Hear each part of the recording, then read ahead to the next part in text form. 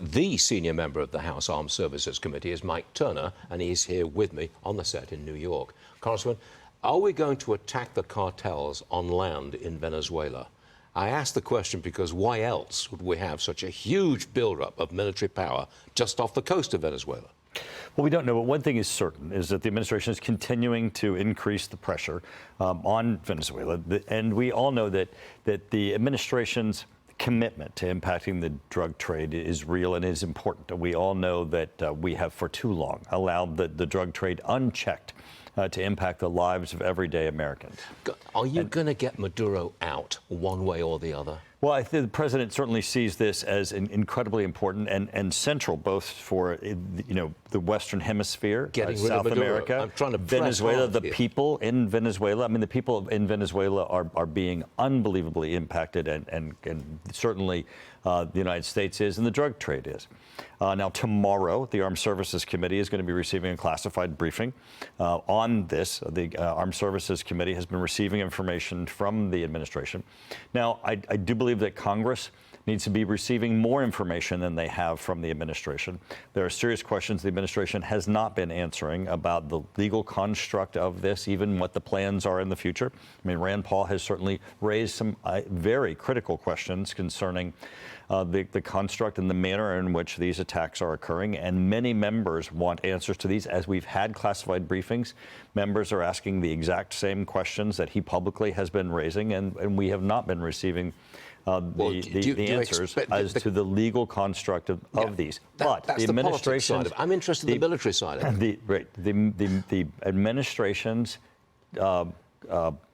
focus is appropriate, though, in that we have to address both the drug trade, the issue of how what's happening in Venezuela, both for our relations, what's happening for the Venezuelan people, what's happening in the Western Hemisphere, and I think this is a very important focus of the administration. How it's occurring is something that both Congress and the administration have to address together. At that meeting tomorrow, do you expect the administration, it's a closed-door briefing, do you expect the administration to tell you what they've got in mind for Venezuela? Spell it out. Are they going to do that? So the administration is sending legal counsel from the Department of Defense and from the Joint Chiefs of Staff, and they're going to have hard questions as to the manner in which this is being both planned and the manner in which this is being conducted.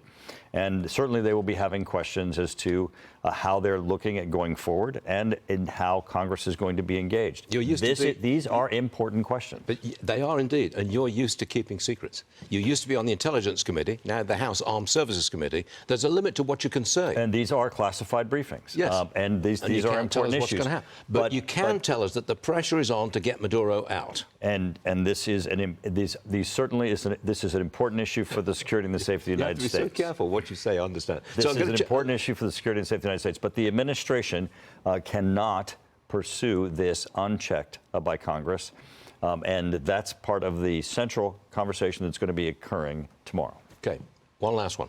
The government shutdown. Tell us about the dangers from 80% of the workers. I think it's the National Nuclear Security Administration. Right. 80% of them have been furloughed. Where's the danger? What's the threat? Right. So what we're trying to point out here is that the recklessness of what's occurring on the Senate side as the Democrats have continued to vote to shut down the government. We know that there's important functions that are occurring in the federal government as they shut down the federal government. But some of them are absolutely critical day to day to our functions of our safety and security. At the NNSA, you have people who are every day advancing the modernization of our nuclear weapons. While we have China and Russia every day advancing their nuclear weapons, announcing new nuclear weapons, we have our whole nuclear weapons portfolio that's coming to a grinding halt as people are being laid off. Our national security is at risk. Every day they go to the Senate floor and they vote to lay off people and cause cessation of important, incredible domestic programs that are impacting families across our country. They're also impairing our national security. With pressure like this, I would expect a settlement pretty soon. And it seems like that Schumer's coalition, his party, is beginning to crack. Well, this is all about politics and drama as opposed to, the public what's good for our country, and what's good for national security. And all you have to look at is those three things and know that they are putting politics in front of their country. A quick question on the autopen. The report suggested that the pardons granted with the autopen are invalid. Okay, what happens now? Pardons are rescinded? I think what this report shows is that when you have a presidency that goes on autopilot, you have to look at the autopen and what it could be doing.